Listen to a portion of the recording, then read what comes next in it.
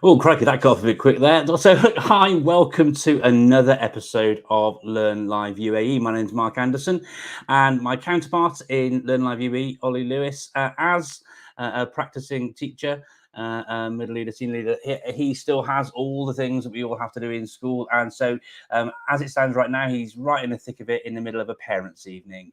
So, we can't plan for these things, but he's hoping to join us a bit later on during the course of the evening. But welcome to the show. The aim behind Learn Live UAE is to bring together educators from around the region to share ideas each and every month across the course of the academic year. We do take holidays during the summer like we all do. What we try and do each and every month is to try and bring you some fresh ideas, some fresh thinking, and some takeaways for you so that you can think a little bit differently about some of the approaches that you're undertaking in your classroom from educators from around the region who are really at the chalk face and at the forefront of thinking around teaching, learning, leadership, and all things around education in the UAE, hence the title Learn Live UAE. So listen, this evening we've got some fantastic guests coming on and sharing. I won't spoil their thunder, but I will sort of share with you who they are. And in a particular order, not actually randomly. First up this evening, we will be having Louise Mcdiva. She's joining us talking about something that I'm not going to tell you because she's going to share all about that in just a few moments. Next up, we've got Ben Cooper. Looking forward to hearing from him. I was surprised when I saw him in the little pre-live chat. His beard's grown somewhat since he had this photograph taken, but that doesn't change. Maybe over the time that he's been growing, there's still some extra teaching and learning goodness in there with his thinking around metacognition. Oh, there you go. I've spoiled it. I've stolen his thunder there straight away. But he's going to be sharing with us in just a few minutes as well. Really pleased to welcome Zainab onto the show. She's going to be sharing with us during the course of Learn Live UAE this evening as well. We've also got Kate Carr joining us. Looking forward to hearing from her later. As you can see, she's not on Twitter, but she, I'm sure, will share where you can connect with her should you want to follow up after she shared her ideas on the show this evening. Then we've got Michael Norton returning to join us, sharing again this evening. Really looking forward to hearing from him. And as he shared in the private chat a few minutes ago, it can't be any worse than his last appearance because his Wi-Fi cut out halfway through. Crikey. They're all going to be good, all swimmingly. And, if it doesn't all work as we want it to, well, that's what happens in real life sometimes. But we'll get around it and work it out if we need to. Last up on the show this evening is this gentleman who, you've clocked it, it's me. I'm sharing a little bit during the course of the show this evening. I'm really passionate about marginal gains. We all know there are no silver bullets in education, but I'm going to be talking and thinking about some approaches that you can think about employing in your own practice that can help sort of speed up and improve some of the things that you're doing in your classroom. The approaches around marginal gains are well documented from the likes of Sir David Brailsford and my former colleague Zoe Elder. I mentioned and talk more about her later on in the course of this evening's Learn Live UAE episode. But thank you for joining us. Please do take the time to say hello in the live chat. It's always good to know that I'm not just talking to people in the green room. And already I can see that Charles Wood, I believe that's Charles from Century Tech, is joining us to watch this evening as well. So thank you for joining us, Charles. And if you are in the audience watching, please do, like Charles has done there, just drop a little line and say hello. It'd be lovely to hear from you, lovely to hear where you are, what you're interested in, and any questions you might have for any of our guests on some of the topics that they're going to be sharing about across the course of the evening. So look, enough of me yakking on. I'm sure you didn't come to hear from me. So I'm really pleased to welcome our first guest onto the show this evening, which is none other than Louise Mcdiva. Welcome to the show, Louise. Hi, how are you doing? Hi, Mark. I'm good, thank you. Thank you for having me. It's a pleasure to be here. You're very welcome, Louise. For those who don't know you, could you share a little bit about where you work and what you do in your role, please? Yeah, absolutely. I'm currently head of primary at Safa British School in Dubai. But what I'm going to talk about this evening is related to curriculum because for a long time prior to this, I actually led on curriculum here at Safa. So I'm going to talk a little bit about that this evening. Brilliant stuff. Well, I understand you've got a presentation that you want to share with our guests this evening. So if you want to bring that on up, and I'll add it into the screen. I can see it's there now. So I'm going to bring that up onto the screen, and I'm going to stop talking and hand the reins over to you for the next 7 minutes. Thank you for joining us, Louise. Thank you. Thank you. So like I said, today I'm going to talk to you a little bit about our curriculum at SBS, but more specifically, so the curriculum time that we've built into our weekly timetable, something called Teaspoons of Change. Now, I don't want to get too hung up on how it all started, but a little bit of a backstory was that it was a way back in December 2017. As they do, year 2 were getting ready to teach the Great Fire of London, and this infamous video from National Geographic appeared of this starving polar bear. Essentially, the polar bear was dying. The children got hold of the video and were very overwhelmed and quite understandably upset. So the teachers really felt strongly that they had to address the issues surrounding climate change and why this was happening around the world. So they came to me and they asked me if they could scrap the Great Fire of London. In hindsight, I don't know why I said no, but I said no. But I did tell them that we could compromise, and if there was any way that they could incorporate the two topics at the same time, then they could go with it. So in January 2018, they started off the year with, was there climate change issues in 1666? And that year 2 team ran with the topic of climate change for that term. And we very, very quickly realised that this was something that we were going to have to look at whole school. I mean, the engagement from the children was through the roof. Our parent feedback was phenomenal. They were coming to parents' evening, and before they even wanted to talk about academics, they were talking about how we were changing their children for the better. They weren't using plastic straws at home anymore. They were driving across Dubai to recycle. And it was just so relevant. So we brought it to our staff. At the start, we were trying to think about why we should do this, but very, very quickly, the question became, why should we not do this? Like I said, the parent feedback was phenomenal. We had staff buy-in from day one. It was so relevant. It was so current. The engagement was through the roof, like I said, and the real life links were just endless. And at that time, the Sustainable Development Goals were something that were relatively new. They'd been about for about a year at that point. So we took them and we divided them amongst the year groups. And essentially what we wanted to do was to scrap the kind of old school topics and make the Sustainable Development Goals the themes for learning across the different year groups. So at the time for us, science, for example, was a focus in FS. So they took the science goals. We did good health and wellbeing whole school, and then we split the rest. We had a lot of discussion. You can obviously see there we do something like gender equality in year 1. That's obviously a very hard hitting topic, and there's a lot of back and forward about whether that was appropriate. But actually, when it came down to it, what we thought is if you don't tackle issues like that at a young age, then it's harder to instill as the children get older. But it's done at a very age appropriate level. The children, they write fairy tales, for example, where the princess saves the prince, and everything's done at an age appropriate level. But we didn't just want to teach the children about the goals. We wanted to give them an opportunity to apply what they were learning as well. So we introduced something on our timetable called Teaspoons of Change. Now, it's not something that we've developed. It's a concept. It's an idea. It's developed by a guy called Darcy Lunn.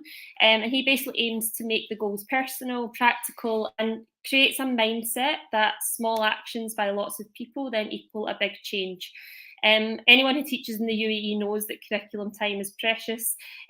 So we're trying to squeeze everything in, but we did feel really strongly that 50 minutes a week was something that we did want to dedicate to Teaspoons of Change. And I know that schools around the country are doing fantastic things with the Sustainable Development Goals. So this is just one example of how we embed it in everyday practice. And what I want to do is just take you through a typical Teaspoon of Change cycle, to show you what that looks like from a child's point of view. And hopefully you'll infer that it's not just the knowledge, but the skills that we're able to nurture through that project-based learning as well. So typically week 1 and 2, they research the goal. This is just an example of climate action from year 2. They spend a couple of weeks researching. In this case, they identified plastic as an issue, and they decided to focus on plastic in the oceans.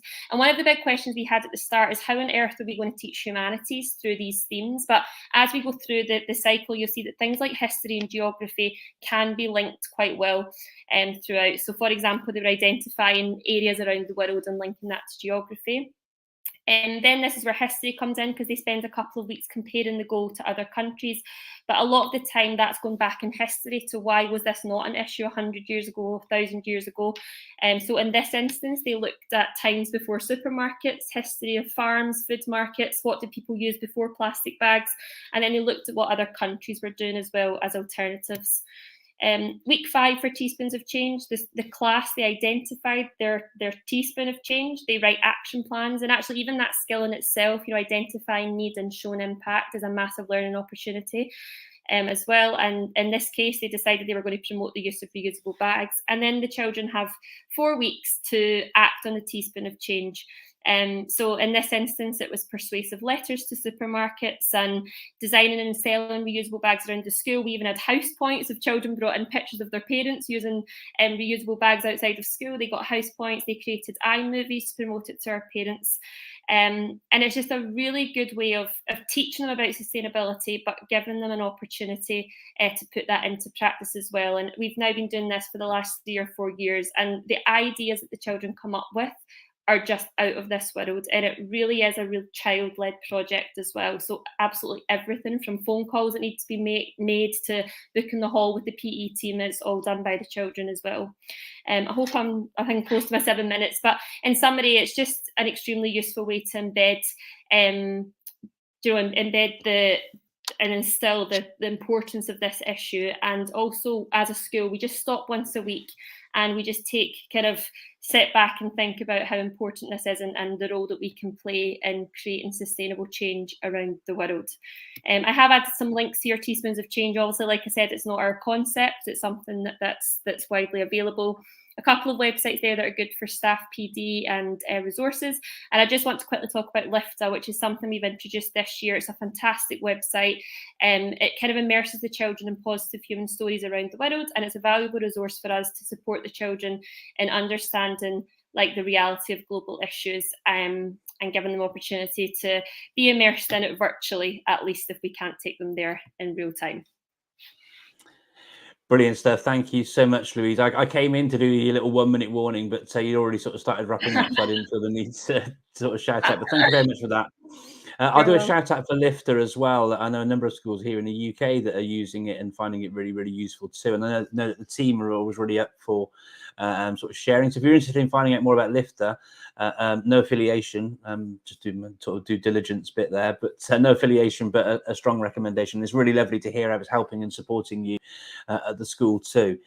Thank you so much for taking some time to come and join us and share with all of that today, Louise. If anybody wants to catch up with Louise and ask us some questions about that, then please feel free, as I said, to pop some of those into the chat. I'm sure Louise will be able to see those and respond to those. But if you wanted to reach out to Louise, as I shared, you can follow her on Twitter at SBS_primaryhead. And just want to say thank you again very much for taking the time to come and share about what seems to be a really impactful sort of approach to think about SDGs across your curriculum in the school, Louise. Thank you. Thank you very much, Mark. My pleasure. You're very, very welcome. Thank you. Hope to have you back on again in the future. Thank you. So that was Louise Mcdiva. Next up on LearnLiveUAE, we have Ben Cooper. You can follow Ben on Twitter at Waggle Teaching. That's not to do with any kind of dancing. It stands for what a good one looks like. At least I hope it does. But quite a popular term in education, so it should be within your frame of reference. So I'm really pleased to welcome Ben onto the virtual stage here today. Welcome to the show, Ben. How are we doing? I'm good, thank you. How are you? You okay? Yeah, I'm not too bad, thank you, Ben. I've had too many cups of coffee today, I think, hence the sort of gibbering and jabbering that I'm doing here. But thank you so much for taking the time to join us. I can see your presentation's good to go on the side, so I'll bring that up here. But before we do that, could you take a moment to sort of share a little bit about who you are, where you work, what you do, that sort of thing, please? Yes, so obviously my name is Ben Cooper, and by day I'm a primary principal here in the UAE. I work for James Wellington Academy at Al Khail, and then when I can and when time allows, I also run a blog on the side, which I've been running for a very long time since I was back in the UK, called Waggle Teaching, which is exactly as you said, it's what a good one looks like. The idea of we show children what good one looks like in writing and mathematics, and I wanted to apply the same concept to teachers. So through YouTube videos and blogs and a whole range of different content. I share kind of waggles of good teaching ideas that people can take away and apply into their classroom.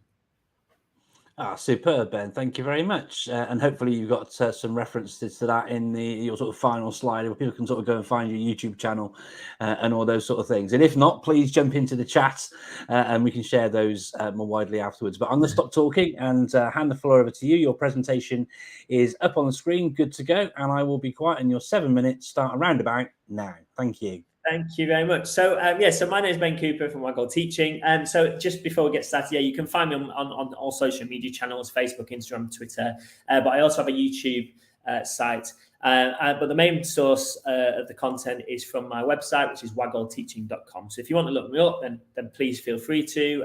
But today I'm just going to be talking to you about metacognition in the primary schools. So first of all, I think the question really is why? Why metacognition? That word's been floating around for a very long time about why it's important in classrooms. And sometimes it can feel a little bit like an add-on. Well, hopefully today I'm going to talk to you briefly about why metacognition is important and how it shouldn't be seen as an add-on and actually can be integrated to things that you're already doing in class. So first of all, why do this? If we're thinking about a child's brain and a human's brain, there's three different main aspects of the brain. There's the brainstem, which is basically your innate fight or flight mechanism. There's your limbic system, which takes control of your social and emotional needs. And there's your neocortex, which is all about learning and problem solving. And there's two main hormones that dictate where our brain functions and what part of the brain we activate. So dopamine is your love hormone. And so if you're enjoying yourself, you feel safe, secure, loved, and you enjoy having fun, then dopamine allows the brain to activate within the neocortex. And so we want our students and our children, when they're learning, to be working from their neocortex. And so it's really important that we're allowing children to generate lots of dopamine within their bodies so they can sit in that problem-solving area of their brain. The opposite is the case with cortisol. So cortisol is your stress hormone. Of course, it's a very important hormone. It means that we go into our fight and flight mode when we're in stressful situations. But ultimately, we don't want our children to be stressed within the classroom because that then moves the brain function away from the neocortex and moves it towards the limbic system and the brainstem, which is why we have students who are reluctant to write, who maybe go within themselves. That's their flight mode, essentially. Those children who close down when they're in maths lessons because they believe they can't do it. It's all cortisol, that stress hormone that's making that happen. So ultimately, what does that mean for teachers? Well, we want to be in this green learning zone. Okay, so obviously we want children to have a certain amount of what we maybe refer to as positive stress or motivation. So when we are motivating students and students want to do something, then that arousal moves forward and performance goes up. What we want to do is make sure they're motivated enough to be in that learning zone, but equally not too motivated or stressed and put under too much pressure so that falls into the danger zone. You can see the performance of our students and learning drops as soon as we get there. So there's two key questions really. Is how can we get our children from the low arousal, low motivation into the learning zone? And what happens when children do fall into that danger zone, when they are potentially in a stressful situation? How can we teach our children to move themselves back into that learning zone? And metacognition plays a big part of that. We all heard about self-regulation and regulating our emotions, but metacognition can help us do that, which is what I'm going to talk to you about now. So first of all, I think there's a big warning, like as I said before, you are already doing all of this. So everything I'm hoping in these slides that I'm about to share with you, you're already doing to some extent. It's about making it more explicit for our students. And when we're talking about metacognition, it can be divided into three aspects, really. Helping children to plan for their learning, helping students to monitor their learning as they're doing it, and helping children to evaluate their learning towards the end. Because when students are in these stressful situations, they've got 5 minutes to complete an activity. We want children to be motivated through that time, but be able to think, right, what do I need to do in these 5 minutes? What plans do I need to put in place? How am I going to approach this task so that I can be successful? And that's when plan, monitor, and evaluate comes into play. So let's look at plan first of all. Some key questions that we can ask the students. Have I done this before and was I successful? What have I learned from the examples I've looked at? Where do I start and what will I do? What resources might help me be successful? Now, when we're thinking about specific activities that students can do to develop those planning skills, because it's important we teach metacognition explicitly, is what I've seen happen in classrooms, and what happens at James Wellington Academy is that we break the lesson down into kind of what we call learning steps. And the steps that children will take during that lesson, a teacher will plan in order for children to be successful in learning something. So here's some steps muddled up to do with practicing column addition. So first of all, there'll be specific steps that we take. And what we ask the students to do is actually put these in order, what the steps that they believe they need to take in order to be successful and gain confidence with completing column addition. And of course, that might look like something like this. Teacher models a column addition method. We practice a column addition method in pairs. We complete calculations to build fluency, and then we might solve some missing digit column addition problems. It's basically a simple lesson plan, but we're asking students to order the lesson so that they're making conscious choices about that learning process. The next step to that is actually giving children the opportunity to design their own learning steps for those lessons, which then builds in that next step. Some of our year one teachers have even broken this down even further, where they're literally talking about show, practice, do, and then apply. And that's basically those 4 steps there, but really simplified for our youngest students. The other aspect of planning is cognitive apprenticeship. So teachers, it's really great if teachers model misconceptions and plan that into a lesson. So when they are on the board and they're modeling how to complete column addition, they're making mistakes on purpose and modeling how to correct those and go about addressing those. Plan and model improving work. So when you have made a mistake, how can we improve work? Use students' work on the board to improve and model how to plan and go about improving work.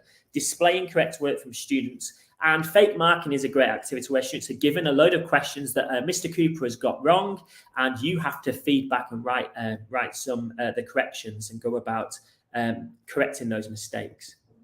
The final aspect of planning is scaffolds and templates. So scaffolds and templates obviously really help with students understanding the process and organising their learning and planning the steps that they're going to take during that lesson.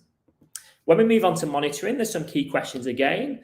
So am I doing well? Do I need to try a different way or technique? How accurate am I being? And is there anything I need or less or more of?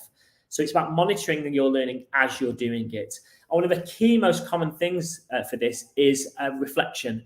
So you can use smiley faces to show how confident you are before you move on to the next part of the lesson. You can use your thumbs up, thumbs down. You can use 1, 2, and 3. But personally, to remove the emotions away from that, because if you're not confident moving on to the next step of the lesson, that's not a bad thing. So I don't really like the wiggly, sad face. I'm feeling sad because I'm not ready to move on. I prefer to take that emotion completely out of it. You could call it car, lorry, bus, whatever it might be. That students understand that if they're feeling like a car, they're still traveling along, but they need to maybe slow down a little bit, then they might stay on that learning step. Whereas the children on the bus might decide, might represent that they're ready to skip and move on to the next part of their lesson. So it's allowing children to relate. 1 minute left, Ben. 1 minute left. No worries. But how they can relate to the steps they're taking and link it to how they're feeling and monitor that learning. And the final aspect is then evaluate. How did I do? Did my strategy work? How would I do better next time? What are the ways will I have been successful? You can do that through evaluative feedback, where we're asking children to think about the process that they've been through. And then the final aspects that I'd just like to finish on is, I saw this in one lesson, where children were identifying which questions in the test that they needed help with. They then compared that with their partner and the group on the table, and the children were able to see who answered the questions correct, so who could help them out next time in those assessments. And equally, if the teacher was able to identify that child C, D, and B all got question 5 wrong. So it's a great formative assessment tool as well to allow teachers to understand what aspects and what skills had common misconceptions, and children were able to pick out individual students that might be able to help them during that learning process. So that's my 7 minutes on metacognition. Brilliant stuff, Ben. Lots of great little takeaways there, and what I like was the sort of different approaches that are being shared, things like fake marking and the ways in which you sort of support that. Really, really powerful. And for those who are uninitiated into thinking about metacognition, again, you got it in primary, but actually lots of that applies to secondary as well. Absolutely, because children are children, people are people, aren't they? So lots of applicable ideas and things being shared there, Ben. So thank you very much indeed for that. Appreciate you coming on, and hope we can hear from you again in the future. Thank you very much indeed. Again, if you wanted to catch up with Ben, you can do so on social media. His Twitter handle, as you've heard, is Waggle Teaching. And he shared previously, so if you want to do a rewind, he shared previously where you can find his other social channels and all the rest of it. But I'm guessing you just search for Waggle Teaching and it all come up happy days for you. So thank you again for that, Ben. Cheers. Thank you. Thank you.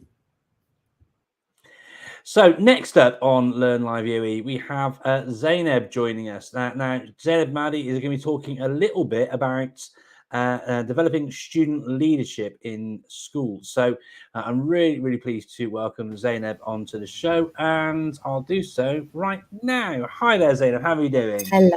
Hello, I'm doing well. How are you? Yeah, really good. Thank you very much.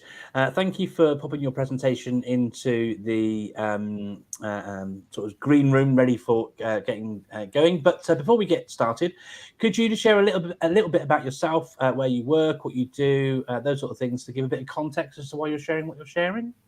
Sure, definitely. Can I first do one thing? I've always wanted to do this. Just one thing. Hi, Mum. That's all. So I just wanted to say hello.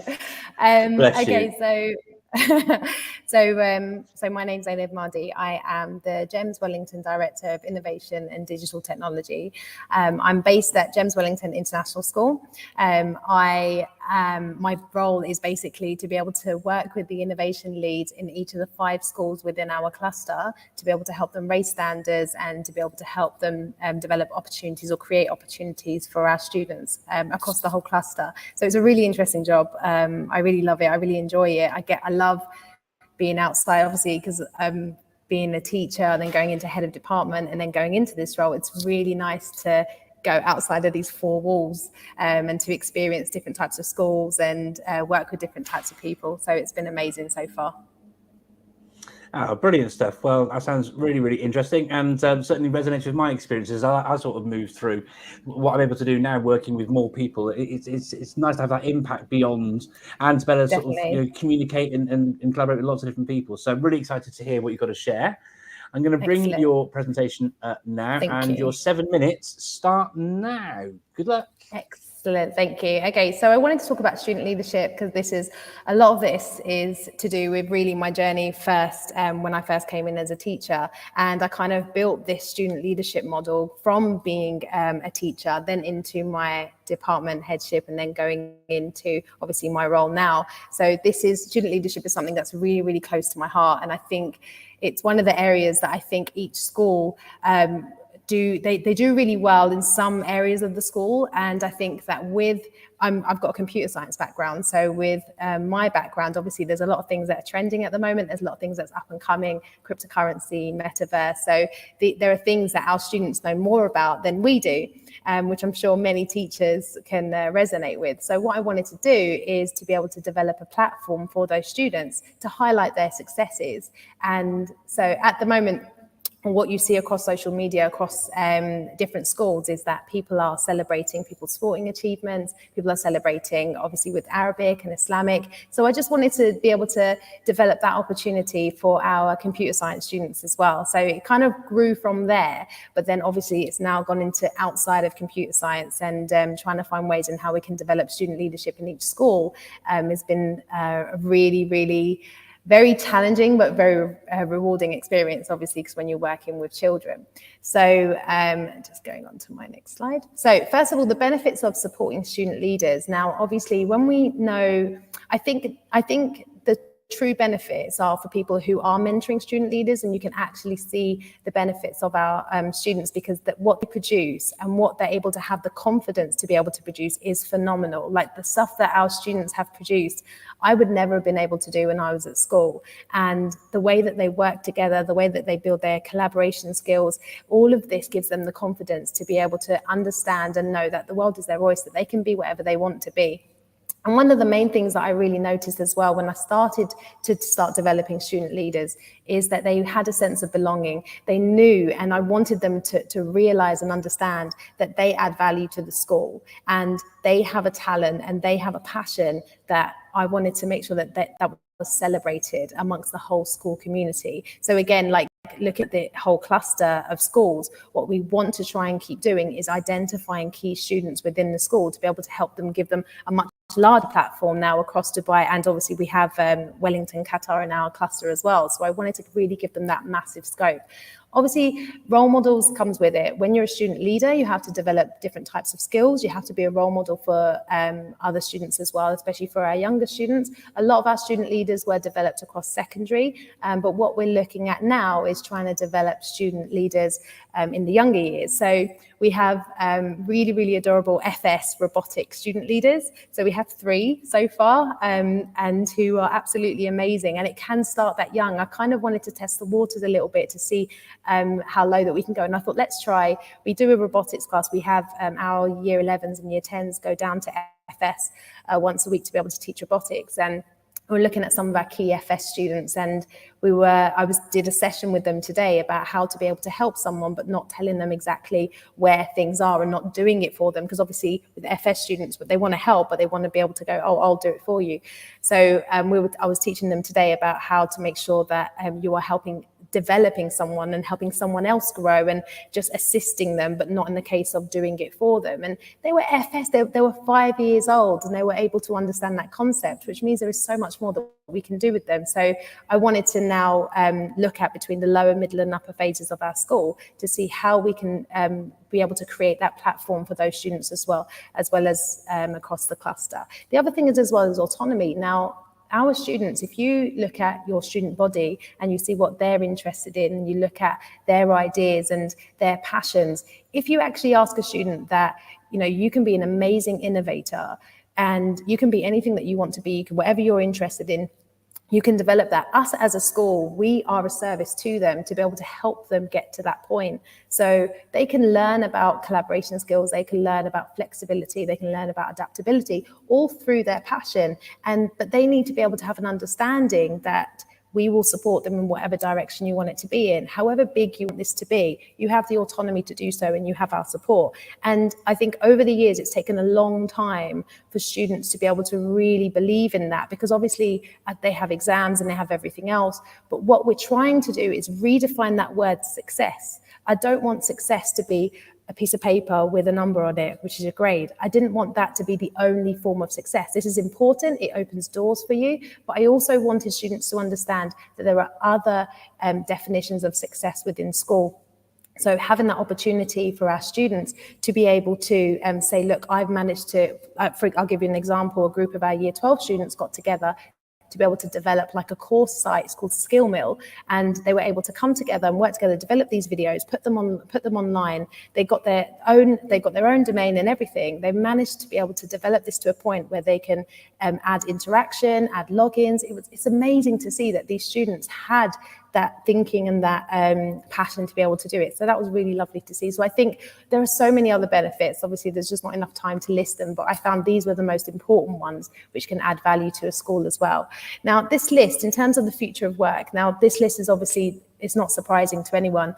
And I think there's a case where a lot of the times when we speak to students who have quite high academic success in terms of grades and everything else, I think one of the key points we have to remember is that we're not trying to develop students that can remember everything that a scientist can do, for example. You have 1 minute left.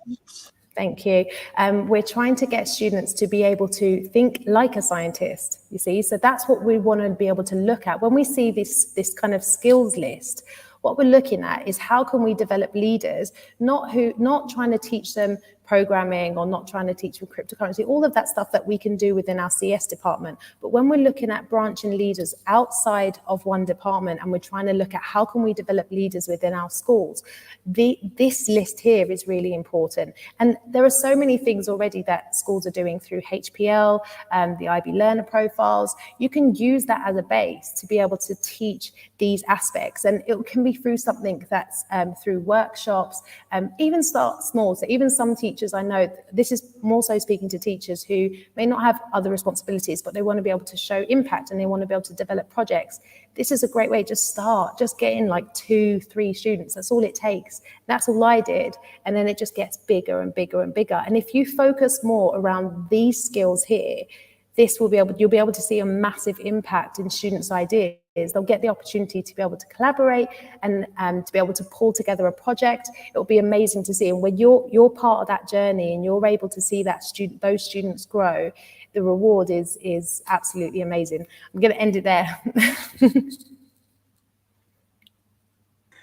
Fantastic. Thank you so much, Zainab. Clearly something you're really passionate about, and it massively aligns with me. I've championed student digital leaders for a long time. The impact is so huge and it's so relevant. People talk about these things sort of being soft skills, but as you've alluded to there, it's just so important in making sure that students have the opportunity to do things just beyond the curriculum that are going to really help them push forward in their sort of later life, isn't it? Definitely. And I think I went to the Middle East Student Leader Conference yesterday, and there was a lot of principles there, and a lot of things that they were talking about was the idea around, education needs a reform now, and these skills that we're looking at, it's not about grades. It's not about that anymore. Grades, not having those skills can cap your success. So these are things that we need to try and learn, and it could be spread across an entire school. I mean, looking at today, going into FS was mind-blowing that they were able to understand that. So I just think now that's just opened up so many different ideas moving forward. No, absolutely. Well, listen, thank you very much for coming and joining us on the show. Just to share, I found you on LinkedIn, so I've just sent you, whilst you were talking, a LinkedIn connection request. So please don't make me want to run away and hide if you decline it. But if you want to reach out to Zainab, then please do check her out on LinkedIn. And I know a number of schools. I say Zarif at I forget his school now. He's doing a big thing on student digital leadership in his school, so please do get involved in that. And quite an old hashtag now, but if you check out DL Chat, Digital Leader Chat, DL Chat on Twitter, there's been lots and lots of conversations around student digital leadership. You could sort of check out some more things there if you were keen to do that as well. But thank you very much for taking the time to join us today, Zainab, and hope you consider joining us and sharing some more about how this journey is going in the future. We'd love to hear some more from you. Definitely, that'd be amazing. Thank you. Brilliant. Well, thank you again for joining us, Zainab. Thank you.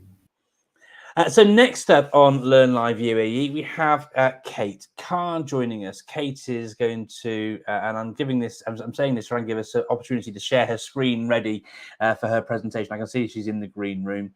There was a little bit of a worry that Kate might not be able to make it onto the show this evening. I saw some messages flying backwards and forwards, but thank goodness she is here and ready to share with us today.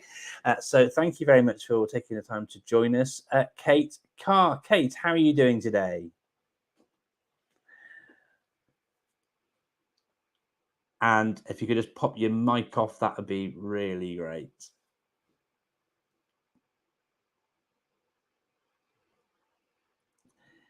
She's juggling millions. Hello. Hi. There we go. Welcome, Kate. How are you doing? Yeah, I'm good, thank you. Although I've spent the day dressed as the big bad wolf from Little Red Riding Hood. So I've actually got a nightie on and I'm really dishevelled because it's World Book Day, obviously. So I've been dressed as the big bad wolf all day. So apologies. That's all right. Perhaps you should have come in wearing your costume. That would have added an extra layer of interest to the show. Something different. Yeah, absolutely. Well, thank you ever so much for coming on and sharing on the show this evening. As I can see, your presentation is there ready, good to go. So you're talking about how will teaching recover from the pandemic, and sort of reading your first slide there for you. I'll bring that up onto the screen now. It's a 7 minutes presentation.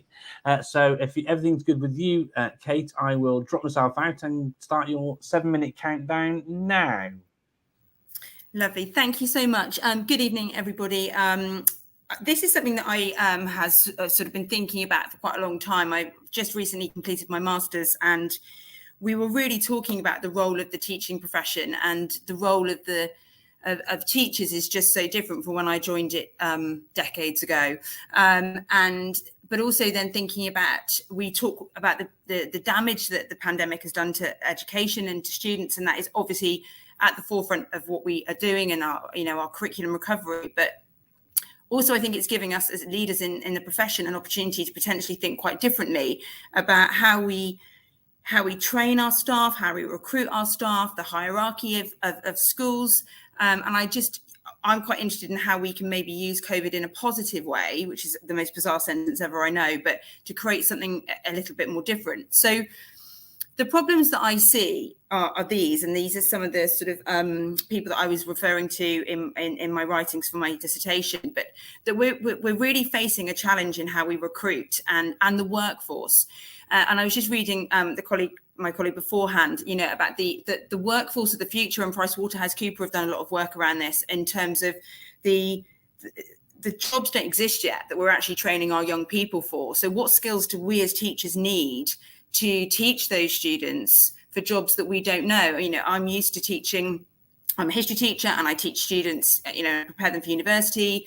Sixth form is my background. So I know how to get them ready for those traditional jobs, but those jobs are changing and the workforce is changing. So we have to, as school leaders, look at whether our teachers have the right skill set and what should the structure within school look at and be. So I quite like this quote by Trehan, and obviously it's a couple of years out of date, I'm aware of that, but that obviously other companies and corporations won't ever return to their workplace. And so the workplace is now without walls, as he calls it. And so HR departments need to think differently about that culture of innovation, fluid teams and connectivity. And so should sort of schools. And I guess it's that dilemma of whether we look at schools as businesses, which I don't ever want to do, but actually the structure of them and that development of staff, I think maybe needs to be thought differently. Do we have the right skill set in our teaching staff? So what I'm working on at Amity, and we're about to launch, is this a slightly different approach to sort of CPD and recruitment of staff. So this idea of growing talent and navigating that together and creating that hierarchical structure of schools and teams working much more collaboratively in circles, as I refer to them. So this idea that schools need to offer more growth opportunities for problem solving. So why is it that schools have a problem? I don't know. We've got an issue with the budget. These are the school development priorities. We leave it in the hands of just a few people at the very top, but we've got such talent within the organisation that why aren't we getting those problems out there in the community? It's a big part of the UAE agenda and they want to see that in lessons, but for some reason we don't think that applies to our staff. And I actually want to, and I'm working on a programme where staff will be, given big problems that, we as schools potentially face, and asking for that feedback and asking them to collaborate. And I really like this quote, I found it online, about teachers need to become global humans who can in turn create world humans. And I really like that. And so my CPD programme that I'm looking at is trying to develop teachers in a different way. I think about my traditional CPD that I've always had. Do I think it's got me ready to be a leader in a global school? Not sure. Potentially my master's, yes. But up until then, it's been a very traditional approach to CPD. You sit in a room with other colleagues and you get spoken, to about provision for, EAL students or differentiation. It's all very similar. But why can't we get our middle leaders doing pestle analysis and, thinking about the economic issues facing schools? So this is what I am currently working on at Amity, and obviously I've only been at Amity since August, having come over from the UK. So this is our sort of mission statement, if you will, about our new talent programme. We want our staff to be game changers and risk takers who, like we are with our students, can respond and can be agile and challenge what we've done and challenge the leadership team in their decision making. And we want to develop our staff to be the very best and learn how to get better. The whole community needs to be involved and engaged. So, that's right down, that's across all levels. That's our admin staff, that's our HR department, that's everybody. So this isn't just a teacher growth mindset. This really is something that I want all of our staff to be involved in. I want it to cultivate curiosity about our organisational behaviours. There's so much great reading out there, things that we can learn from businesses and how they are, collapsing these structures and the way that they operate. Leadership styles, business risks, marketing strategy. Why aren't our classroom teachers involved with our strategy? I want to get away from this being done to kind of culture. And so the program that I'm working on at the moment, and it's still in its early phases, but it's almost like a sort of component approach, and the staff will go on this kind of discovery about themselves and their why. So Simon Sinek and his why do we do things? What is my why? And we always come back to that. And they do lots around their 360s and their practice, and really throwing themselves outside of their boxes, and COVID permitting cross collaboration, cross school collaboration, and then they go on to looking at others. So that leadership kind of conversation, the functionality of teams, all of those things, and how people make effective teams, and what behaviours do we need to see in there, and what role do you play in that team, and challenging themselves. And then Just this idea of left. Kate, and then this idea of world. So this idea of really starting to think about their role in the world, their profile, their social profile, and how they drive that. And then on this slide are just some examples of credits they can do within those modules. And so again, whole school. But just to finish off, my final slide was just, this is something I really think about. So I think there needs to be a change about teacher training at a wider level. Redefining the role of a teacher. We always have had, but it's such a pivotal role to play. Our job descriptions, they're still so generic. Why can't we be a bit more bold with what we're asking and what we're looking for in people? And the consideration of whether roles should remain static in schools. Can we have fluid teams that work and look at strategy? So I know there's a few different things in there, but I'm sort of pulling that into that staff development program to sort of cultivate talent within our school. So thank you for listening. No, brilliant stuff. Thank you, Kate. And it's a really important conversation to be having, I think. And if the pandemic has taught us one thing, it's given us an opportunity to sort of rethink how we do things. With my sort of technology hat on for a second, technology has been in education for decades, yet we are still yet to see any real sort of meaningful impact. So I'll talk about that, are we nearly there yet sort of thing. And it's given us a real opportunity, the pandemic, to actually, skill up, level up, and as we're starting to come out the other side of it all now, we've got the opportunity to say, well, should we carry on using it, or are we risking losing it? And so, developing talent and working on it in the ways in which you're advocating for and sharing there is huge. And I mean, you mentioned that the quote was from 2019, a bit old hat now, but actually we all teach beyond our classrooms now, don't we? In so many different ways, whether we're bringing in an expert via a Skype session or whatever it is, lots of the people who are sharing on the show have connected through social media, and they're using that in their own time, developing their own and taking in control of their own professional learning. Because even from my own experience, I took to social media because I wasn't getting the professional learning and support I needed within my own setting. So, teachers are doing it for themselves very much.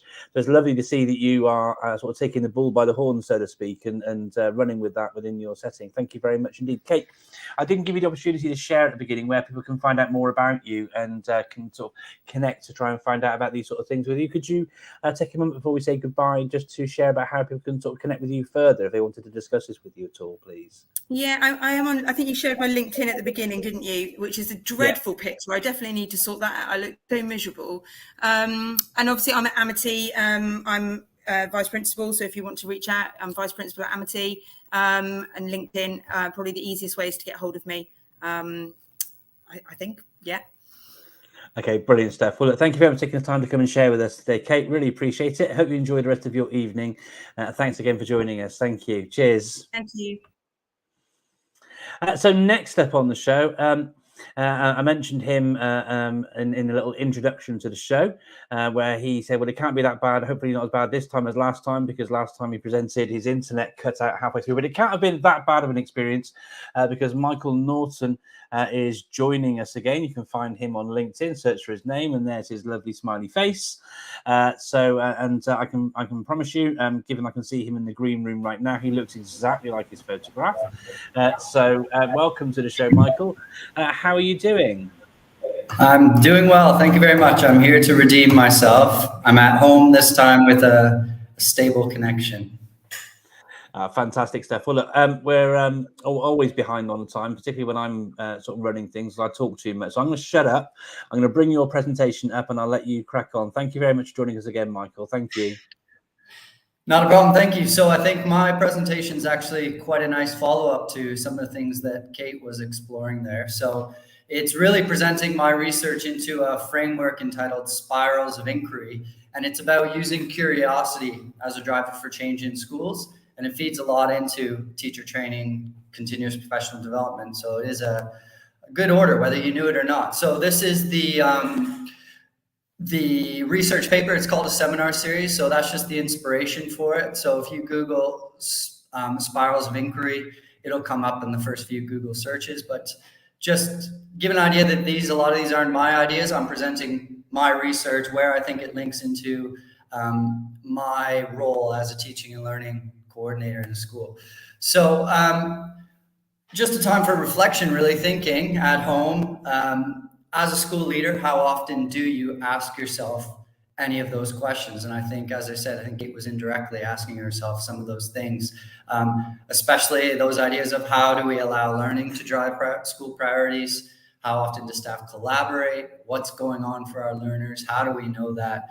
So it's really the Spiral of Inquiry is about answering those questions and exploring them, I suppose, rather than seeking answers. So this is the Spiral of Inquiry, a nice diagram, and really I'm just going to use this visual just to talk through my understanding of the framework, and really just encourage anyone watching, listening to go find it. It's readily available, dig into it. It's about a 23-page paper, so it's readily accessible, I suppose. So it's a framework for professional learning. And it's really that idea of, do we often urge teachers to adapt their practice according to what we think is going to work? Us as school leaders, middle leaders, and then thinking about, well, no wonder we often struggle with buy-in. We often struggle with those future-focused skills because we're not allowing staff their own. And really, the context matters. So what's happening at one school, what's valuable, what's going to work? One school, one region, one country, one part of the world, those sorts of things, that matters. So it's about genuine curiosity about what's going on in the school. And then the professional learning, you can see in that spiral, it only really begins once you've scanned, focused, developed a hunch, and then you follow that hunch alongside teachers. So that's the kind of fundamental idea of those two questions. What's going on for learners? How do we know at all times?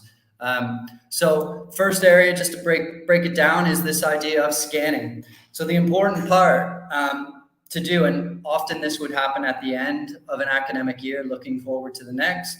Sometimes it begins, in August, September, but the idea of just scanning, visiting students at break time, visiting lessons, watching them in the corridor, gathering student voice surveys, looking at attendance data, looking at pastoral referrals, looking at attainment data. So just scanning everything and just kind of noticing, making note. And then I quote there at the bottom of the box of slowing down so that you can then speed up. So systematically, as leaders, as leadership teams, really scanning the school, scanning the whole context, bringing in the views of parents, bringing in the views of teaching assistants and everything, and just bringing everything in so that you can then focus. And the idea is, in a spiral of inquiry, in a true kind of inquiry model, is concentrate your energies so you can actually change something. So focus deep rather than scattered and shallow. So it's often very easy as school leaders to think of 8 different things that are such a priority that are going to make a difference, and you end up doing them all halfway. It's about really focusing in on what is the one thing as a team, as a school, that we can dig in on and really make a difference. For us, in our context, we've done a bit of this. Obviously, I'm coming to this spiral a bit late in the academic year, but I like to think I kind of align with the thinking, and we chose kind of formative assessment and the feedback process as something we've dug deep into this academic year. And I'll revisit that idea in a little bit. So then you get into this idea of developing a hunch, and this is that teacher ownership. Get your hunches out on the table so we can test them. So you focused in and you've thought, I think that student pastoral care, student well-being, and relationships with staff is going to shift attainment progress at our school. So you then need to create the conditions where staff are going to bring their hunches. Well, if we would only have a better homeroom period in the morning, students would feel more welcome. If we would only really challenge students who are late and set detentions or reflection time, or they won't change unless we, so all these kind of questions that you would normally dismiss as leaders, you would try to move away from, really exploring those and allow buy-in and go, okay, if that's your hunch, where are we going to find the evidence that that is true? And then that's where you can start the professional learning process of allowing staff to have their voice, whether it's in a leadership meeting, CPD meetings, department meetings, anything like that. Honor it. Okay, find the evidence, explore that. Turn that into a learning opportunity. Where will you find proof either for or against that hunch? So it's really that stage of developing a hunch and allowing that to feed into learning, I think, is important. And it can obviously, again, depending on what you focused on, it can go in any multitude of ways. So then you have learning. So that's evidence seeking. So, you know, people traditionally doing their masters, they seek the learning, the research papers, but learning can be gathering information from stakeholders. But most often the learning should really focus on best practice, research and education, seeking out professional learning networks, those sorts of things. How and where can we learn more about what to do? Who do we need to bring in from outside, external providers? What do we need to go to? And that's where the learning. But the idea is, and the reason why the spiral comes into play is that you may need to refocus. You may learn something, go, wait a second, maybe we focused on the wrong thing. You go back to focusing. Or maybe we forgot to scan and we forgot to find this one point of view or this one aspect of school life that's missing. You're back to the scanning. Or maybe you are a bit validated in your learning. You go to take action and actually maybe your action, perhaps your action wasn't as valid as you once thought. And you're back to the learning stage. How can we do that a bit better? And I've got in the middle there, that second box is, how prepared are you for this process to take multiple years? So often 1 minute left, Michael. Telling myself 1 minute. Yeah, okay. I'm telling myself, you know, we need to give it time. We're not going to have quick wins in this. It's an inquiry process. It needs space to take risks, make mistakes, try again and again, and it keeps spiraling. And then you're checking and then you're doing it again. So really, bringing back to those initial questions, do you allow learning to drive all priorities above else? You're scanning everything. Do you feel distracted by a wide range of issues in your role? Focus, choose one that's going to have real, true impact. Do you foster curiosity, encourage learning that is messy? Allow staff to develop hunches to follow their initial ideas of what might work, what is the best practice. Allow them to develop hunches, gather evidence. Do you wish your staff would collaborate more often and openly? That's where the learning, taking action back and forth happens. If you're allowing them to follow their own learning, you know, it's going to build momentum rolling down the hill, so to speak. And then the final thing, at all times, I would encourage everyone, what's going on for our learners and how do we know? Classroom, homeroom, pastoral sessions, all of that. How do we know what's going on? Where's the evidence? And really keeping that first question at the forefront of everything you do. So that's my understanding of the spirals of inquiry. Again, I would encourage everyone to go out, seek that out on the internet, and really explore it. There's lots of good websites that break it down similar to what I've tried to do here today, and allow curiosity to drive change, really. Great stuff. Thank you so much, Michael. It's so important, isn't it, to allow both teachers and students that opportunity to sort of follow those hunches, like you said there. Really, I remember in one of my sort of latter jobs, it was actually on my job description that they wanted me to be a risk taker, and I think that agency you get from actually having that as part of your job description. It's not like you're going to be doing anything which is going to put any of the young people you're working with in danger, is it? It's about taking those hunches like you're sharing about, and putting students and learning and outcomes at the front of what you're thinking, and trying these things out, and then that iterative process, the spirals, I'm guessing, which enables you to iterate and move it forward. So brilliant stuff. Thank you so much for sharing that. Did you want to have a moment to refer back to where people can find you a second? I'll bring your banner back up for you. Yeah, just on LinkedIn. I'm not a Twitter user, so I try to stay active on LinkedIn, share research, share what's happening in our school. So yeah, you can find me on LinkedIn. Brilliant stuff. Well, thank you for taking some time to come and join us again, and look forward to you joining us again in the future with some more interesting shares from your work, Michael. Thank you ever so much for joining us. Thank you. Thank you very much. You're very welcome. Thank you. So I have some news. Ollie has finished his parents' evening. He's going to come and join us in a few moments, hopefully, but we'll see whether that's the case. Next up on LearnLiveUAE, we have someone close to my heart, certainly, because it is my heart. I'm really pleased to have the opportunity to share a few things during this episode of LearnLiveUAE. I'm going to be sharing today about something which is like the student digital leadership that we heard about from Zainab, something else which is really important to me. And it came from some work that happened in one of my previous roles, working alongside a former colleague. And I'll mention her in more detail when I start to present. But during the course of my presentation today, I'm going to talk to you a little bit about aggregated marginal gains. So if I get this right, I should be able to make my presentation go full screen like so. I can lose the banner like that, and I should, in theory, be able to run my slideshow full screen so you can see it all like that. And it's around this idea of aggregated marginal gains. Now, I'm going to take this idea and link it directly into one approach around using keyboard shortcuts to increase your efficiency. But actually, this idea of aggregating marginal gains can have an impact in lots of different ways and facets. Because as we know, why would you want to do this? Well, in education, there are no sort of silver bullets. There is no one big thing which is going to transform and change absolutely everything. But if we taking on board the ideas of people like David Brailsford with his marginal gains approaches, when we think about our practice, think about the things that we do, and then try and think about the small tweaks that we can make to improve our practice in the classroom, our questioning technique, our use of Harkness, or whatever it is. When we put all of those little tweaks together and we aggregate them, those marginal, small, minuscule gains can actually become much larger gains. And that's the idea behind this.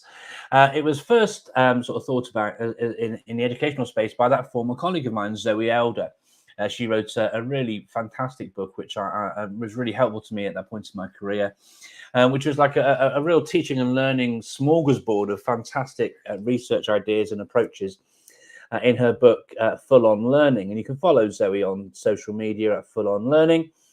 But if you visit her website, marginallearninggains.com, you'll find loads more about the approaches and the ways in which you can apply this marginal gains thinking to how you work with colleagues, how you work with students to drive forward positive change with these micro improvements.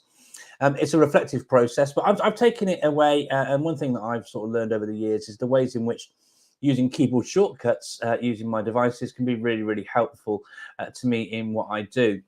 And if we want to think about this in a little bit of a further kind of way moving forwards, it links into Hattie's effect sizes and his most impactful effect size around collective teacher efficacy. Now, you might think, you might be mistaken, and he says himself it's an unfortunate name. I mean, it's not about every teacher working really well at a certain level, but it's actually about sort of sharing the ways in which we're improving things, which links in nicely with Michael's presentation before, actually, and linking into Kate's as well about the ways in which working together, driving forward those standards, driving forward those initiatives, working together in ways to improve standards can help to have a big impact. And when everyone feels that, and when you're moving on that journey together, that's where the collective teacher efficacy comes from. You can find out more about that by searching the term collective teacher efficacy and John Hattie. And there are loads of resources around that idea from his visible learning work. But I want to talk about some marginal gains related to keyboard shortcuts, because we can be really, really efficient. And given that the majority, okay, and forgive me, there are no Chromebook examples here today, but lots of the ones I'll be sharing with you are applicable. And if you're a Mac user, like Louise Mcdiva was at the beginning of the session today, if you replace the control option with the command option on your keyboard, lots of the things I'm sharing with you today work just the same on a MacBook as well. But let's start with some simple keyboard shortcuts that can start to help you with your efficiency and efficacy in using technology in the classroom yourself. So first one, real super simple, Control and C. We copy and paste all the time. Paste is V, cut is X. But taking a simple example, to actually right click and highlight with your mouse, right click and copy, or even longer, go edit and copy, then go to your destination, edit and paste. It takes a few seconds, whereas using the shortcuts takes microseconds. Now, this really links in nicely to this idea of marginal gains, because you're not making a huge impact, but over the course of a day, the course of a week, the course of a month, the course of a school year, you're going to be saving yourself significant lumps of time to help you be more effective, more efficient, and more able to do your job more quickly. So some nice sort of starters for 10 there, but there's more we can do. Control and S, save.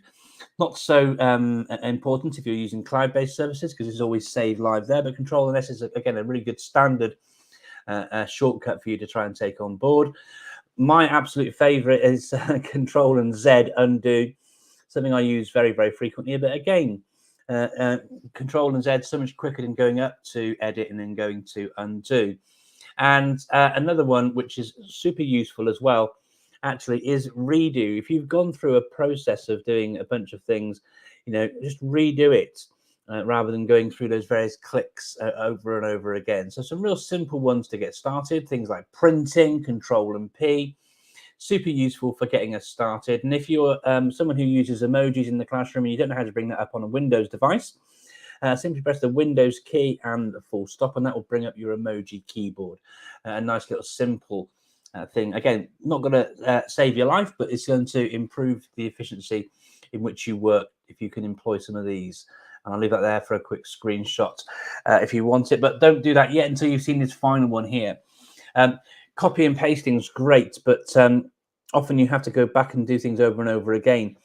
When things are saved onto your computer, when you do things like copy and paste, they're saved into an area in your memory called the clipboard. And a bit of a hidden feature inside Windows is the Windows V feature. Rather than doing Control and V for paste, do Windows and V, and that'll bring up a little clipboard history of things that you've been copying and pasting over the course of recent times. And you can then pull those things straight from that little history board and reuse them again as and where you want to. So some really good starters for 10.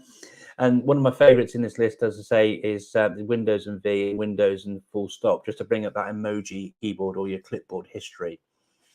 Let's move it up a bit. Let's try and up our game a little bit. Some of those might be in your frame of reference already. Things like Control and S most likely will be, Control and P, so forth and so on. But let's try and raise our game a little bit, because sometimes when we're copying and pasting, we copy from one place, we paste it, and it looks awful because it's still got the formatting from where you copied it from.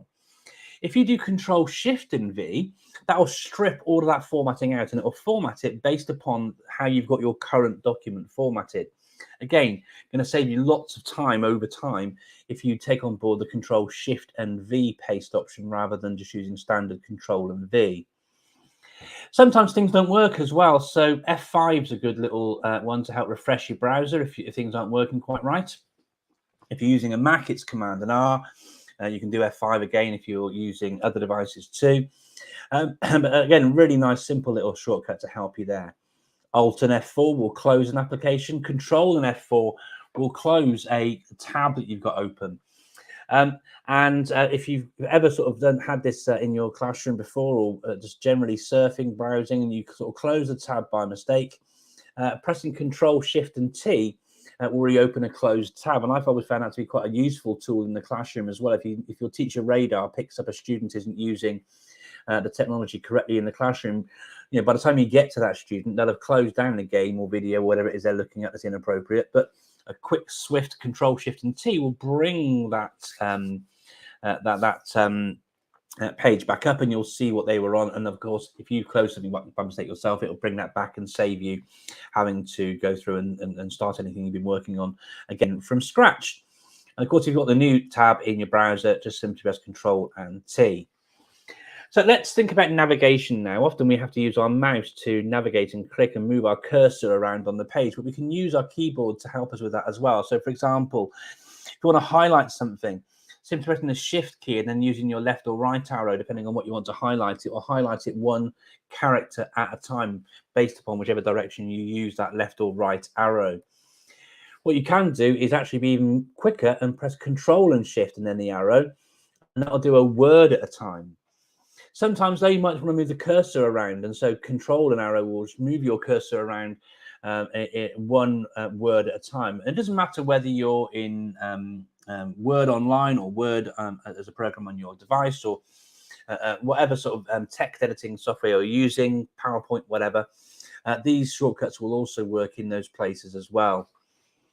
When looking through documents as well, crikey, you know, I can speed read as quick as the best of them, but nowhere near as quick as my computer. If you're looking for a keyword in a document, you want to sort of find it, Control and F to find that.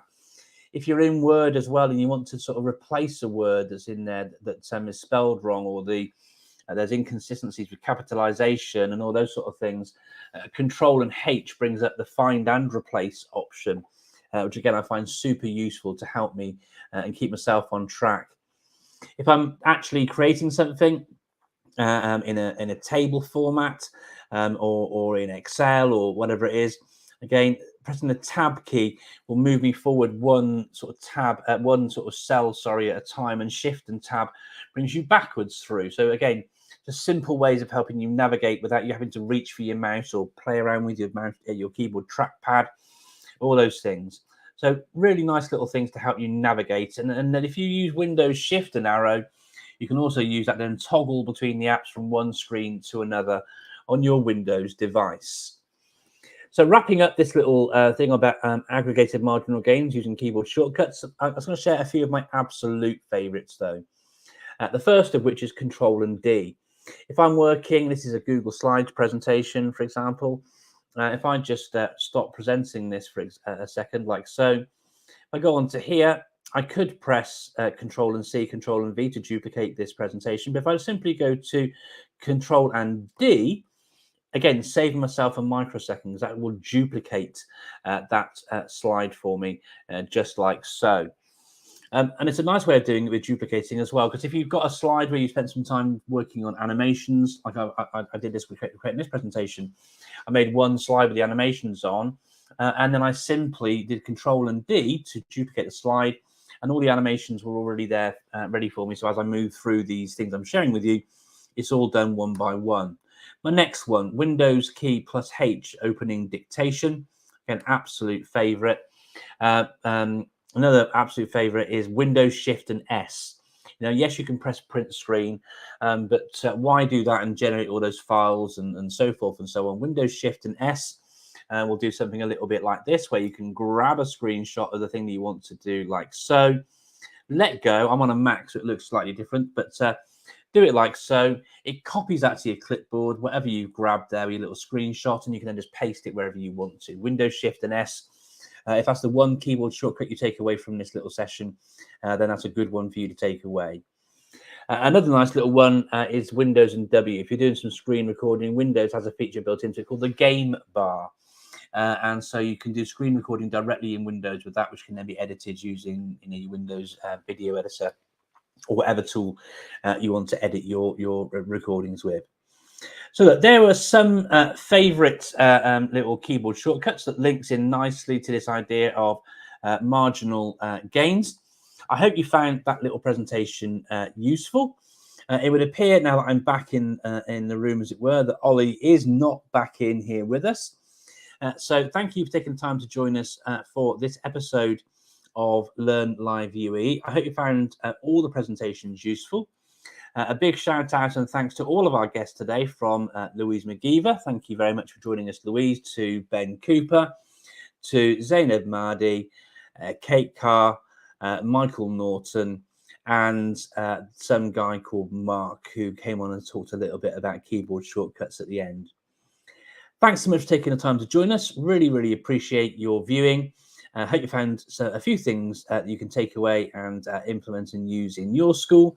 But for now, this is me, Mark Anderson at LearnLiveUAE, wishing you a very good rest of your evening, and look forward to seeing you on next month's show of LearnLiveUAE. Thanks for joining us and take care.